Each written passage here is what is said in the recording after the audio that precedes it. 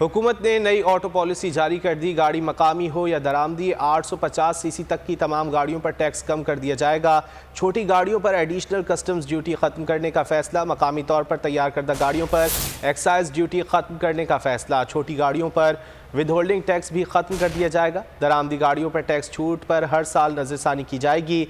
Hybrid electric गाड़ियों पर sales tax कम करके 7-8% होगा।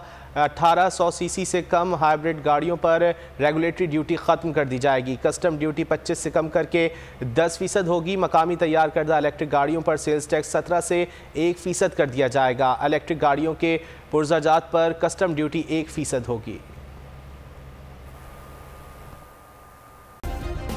सब्सक्राइब करें और बेल दबाएं ताकि कोई खबर रह न जाए।